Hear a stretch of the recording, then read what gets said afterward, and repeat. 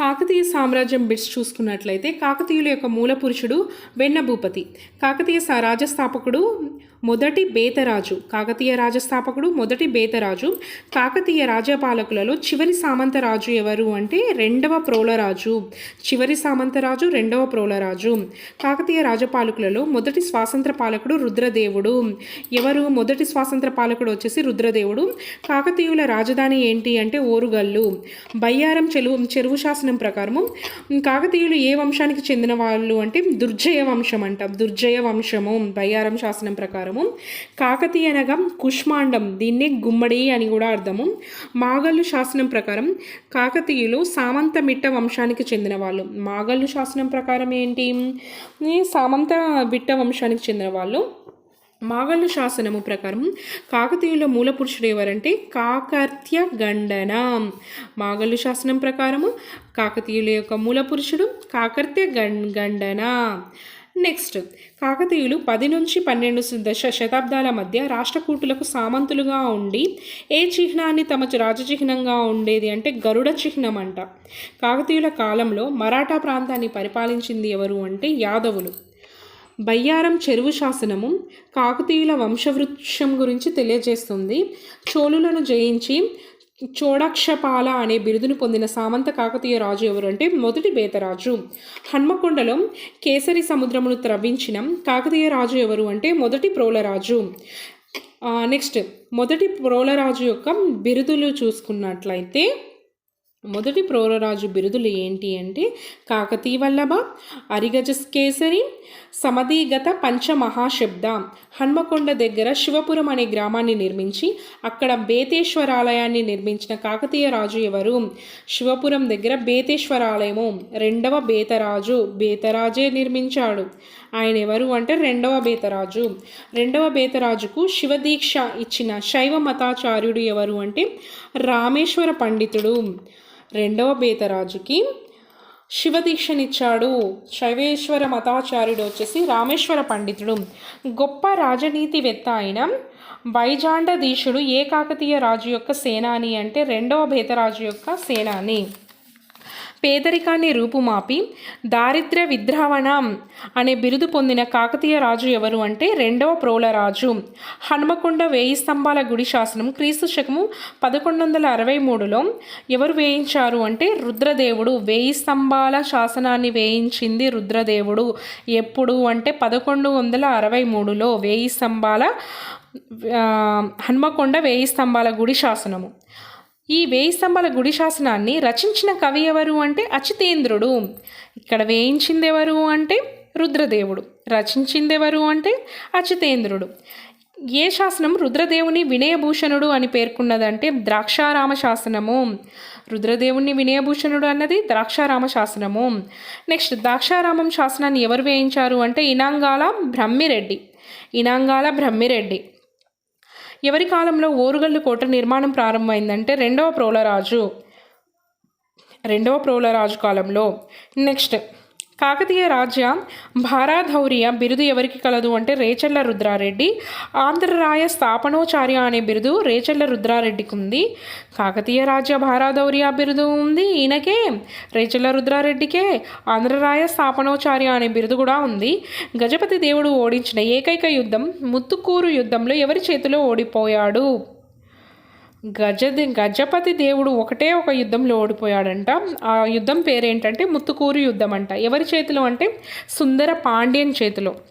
గజపతి దేవుడు దివిసీమ ప్రాంతాన్ని జయించి ఎవరిని తన గజసాహినిగా నియమించుకున్నారు అంటే జయాపసేనాని.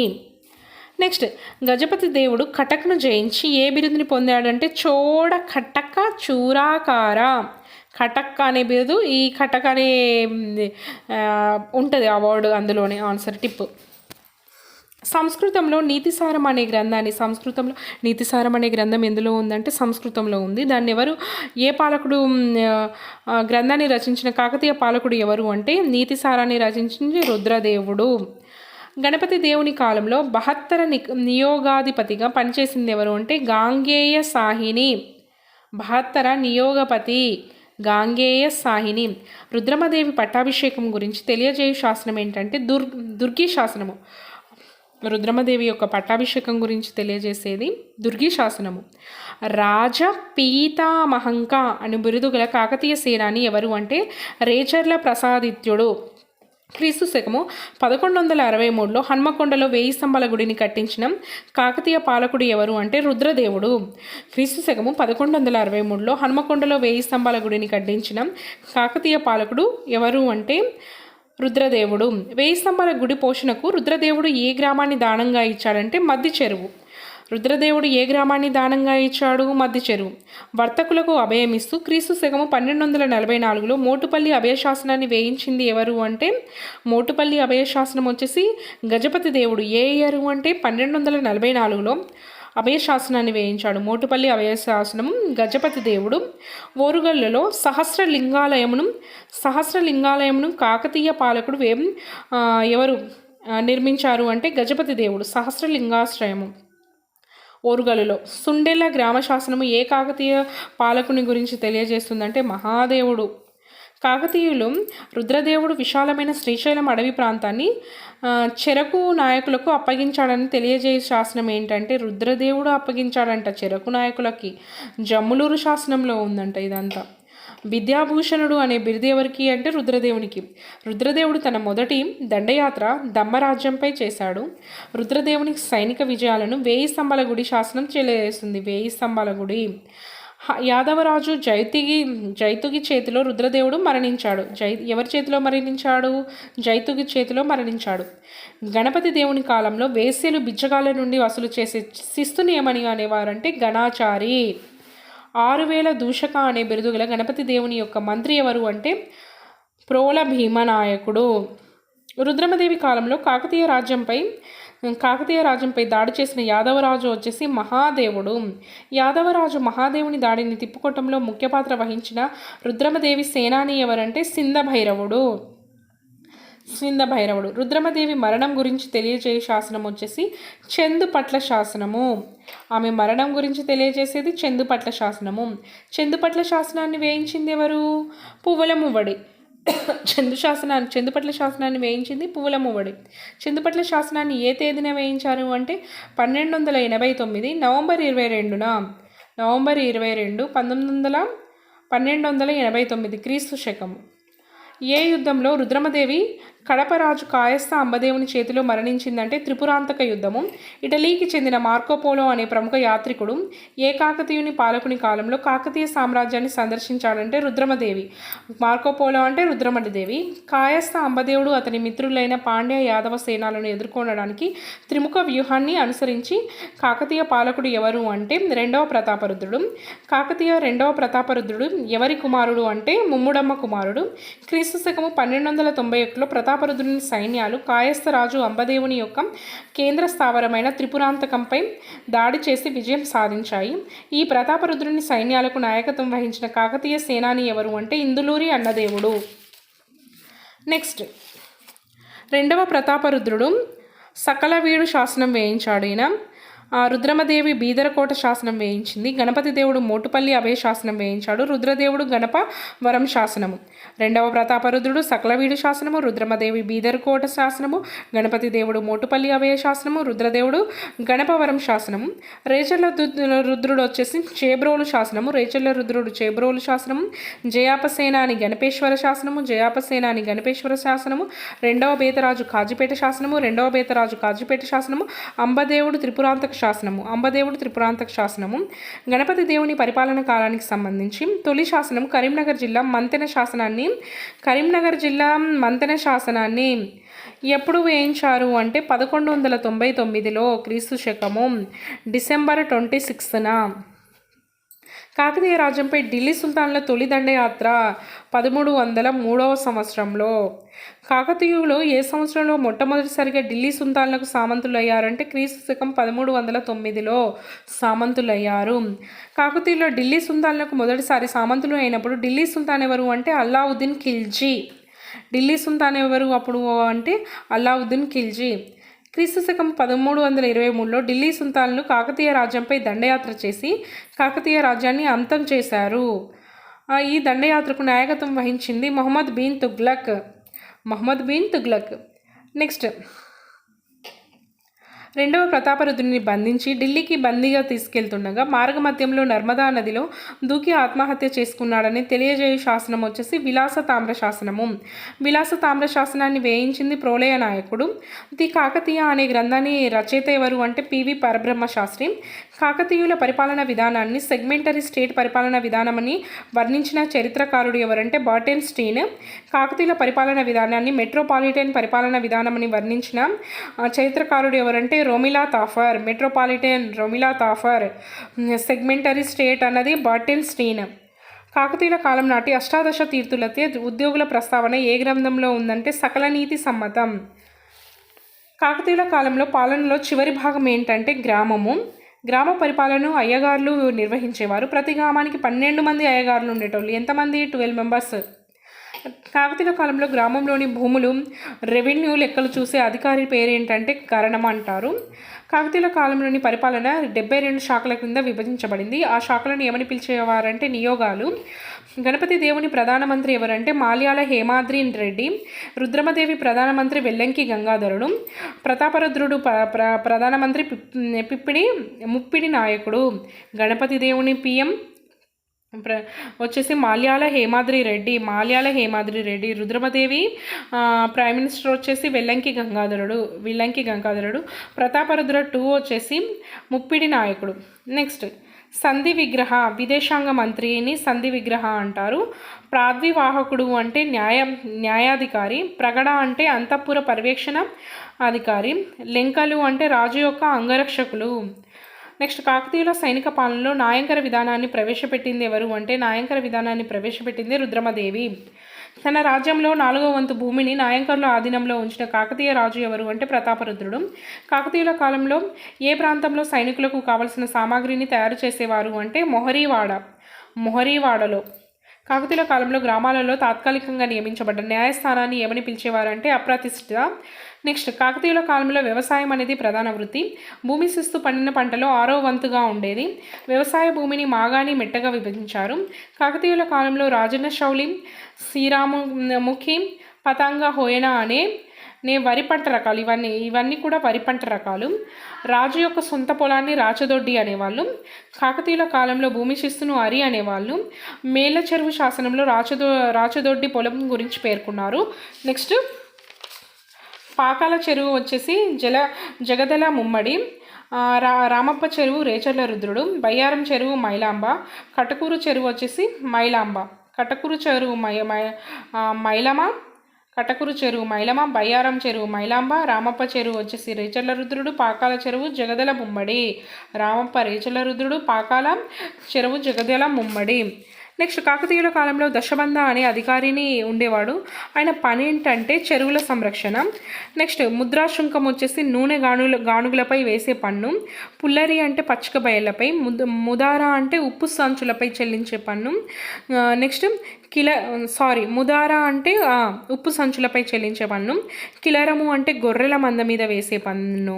కాకతీయుల కాలంలో విదేశీ వాణిజ్యానికి సంబంధించి ప్రసిద్ధి చెందిన ప్రధాన రేవు పట్టణం ఏది అంటే మోటుపల్లి.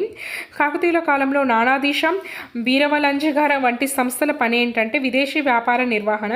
కాకతీయుల కాలంలో స్వదేశీ వ్యాపారం చేయు వర్తక సంఘాలను ఏమని పిలిచేవారంటే నకరము అని పిలిచేవారు. కాకతీయుల కాలంలో బంగారు నాణెంలు వచ్చేసి గద్యానము అని పిలిచేవారు. కాకతీయుల కాలంలో బంగారు గద్యానంపై ఏ చిహ్నం ఉండేది అంటే పంది చిహ్నము. దీన్నే వరాహం అని కూడా అంటారు. నెక్స్ట్ కాకతీయుల కాలంలో వస్త్ర పరిశ్రమ అభివృద్ధి గురించి పాల్కురి సోమనాథుడు తన పండితారాధ్యం చరిత్రలో పేర్కొన్నాడు.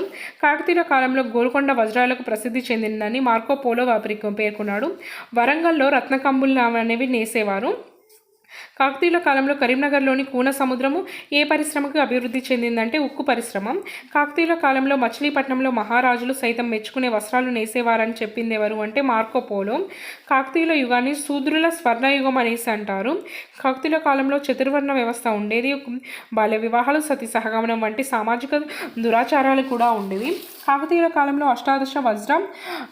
అష్టాదశ ప్రజ అనే 18 రకాల కుల సంఘాలు ఉండేటివి. ఈ కుల సంఘాలనే సమయాలు అని పిలిచేవారు. పురుషుడు బలి ఇచ్చి స్త్రీని వివాహం చేసుకునేవాడు. తొలి కాకతీయులు జైన మతాన్ని అవలంబించారు. మలి కాకతీయులు శైవ మతాన్ని అవలంబించారు. ప్రతాపరుద్రుని కాలం నాటి జైన కవి ఎవరు అంటే అప్పయార్యుడు. రుద్ర కవి టైంలో ఉన్నది ఎవరు అంటే అప్పాయార్యుడు. రుద్రమదేవి పాశుపత్ర శైవాన్ని అవలంబించింది. గణపతి దేవుని తన గురువు విశ్వేశ్వర శంభుకు ఏ గ్రామాన్ని ధ్యానంగా ఇచ్చాడంటే కాండ్రకోట గ్రామాన్ని. ఏ గ్రామంలో విశ్వేశ్వర శంభు వేద పాఠశాలను స్థాపించాడంటే మందడం అనే గ్రామంలో. నెక్స్ట్ వచ్చేసి కాకతీయుల కాలంలో శైవ విశ్వవిద్యాలయాలైన గోలకి మఠాలను స్థాపించింది ఎవరు అంటే విశ్వేశ్వర శంభుయే గోలకి మఠాలను స్థాపించాడు. వీరశైవ మతమును ప్రారంభించింది ఎవరు అంటే బసవన్న. వీరశైవ అనుచరులను లింగాయతులు అంటారు. వీరశైవ మతస్థులు కుల వ్యవస్థ, అంటరానితనం, మూఢనమ్మకాలను వ్యతిరేకించారు. వైష్ణవ మతాన్ని ఎవరు ప్రారంభించారు అంటే బ్రహ్మనాయుడు ప్రారంభించారు. శైవులు వైష్ణవుల మధ్య ఘర్షణలు పెరగడంతో వారి మధ్య సయోధ్య కొరకు శివుడు విష్ణువు ఒక్కటే అని చెప్పే హరిహర ద్వైత్వాన్ని ప్రారంభించింది ఎవరు అంటే తిక్కన. ఈయన తిక్కగానే ఉంటారు కానీ హరిహర ద్వైతాన్ని ప్రారంభించాడంట. కాకతీయుల అధికార భాష ఏంటంటే సంస్కృతము. తెలుగులో మొదటి శతకం ఏంటి అంటే వృషదాపీత శతకము. పాల్కురి సోమనాథుడు రచించిన బుక్ చూసుకున్నట్లయితే అభినవసారం. జయాపసేనాని నృత్య రత్నావళి. బిద్దనాచార్యుడు వచ్చేసి ప్రమేయ చర్చామృతము. గండయ్య భట్టు వచ్చేసి ఖండకాద్య రాసిండు. మంచన కేయూర బాహుచరిత్ర. శివదేవయ్య పురుషార్థ స్వరము. మడికి సింగవ సకల నీతి స్వరము. కేతన వచ్చేసి ఆంధ్ర భాషా భూషణము. నెక్స్ట్ గోణ బుద్ధారెడ్డి రాసింది ఏంటంటే బుద్ధుంది కాబట్టి రంగనాథ రామాయణం రాసిండు. తిక్కన్న సోమయాజులు నిర్వచనోత్తర రామాయణం రాశారు. మల్లికార్జున పండితుడు శివతత్వ సారాన్ని రాశాడు. పాల్కూరి సోమనాథుడు పండితారాధ్య చరిత్రను రాశాడు. పాల్కూరి సోమనాథుడు రాసింది బసవోదహరణము. కొలను గణపతి దేవుడు రాసింది శివయోగ సారము. బద్దెన నీతిశాస్త్ర ముక్తావళి. మారణ వచ్చేసి మార్కండేయ పురాణము. వినుగొండ వల్లభాచార్యులు వచ్చేసి క్రీడాభిరామము. విద్యానాథుడు వచ్చేసి ప్రతాపరుద్ర యశోభూషణము. శాకల్య మల్లకవి ఉదాత్త రాఘవీయము. యాదవాక్కుల అన్నమయ్య వచ్చేసి సర్వేశ్వర శతకాన్ని రాశాడు. పాల్కురి సోమనాథుని యొక్క మొదటి రచన ఏంటంటే అనుభవసారము. వేయి స్తంభాల గుడికి సంబంధించి చూసుకున్నట్లయితే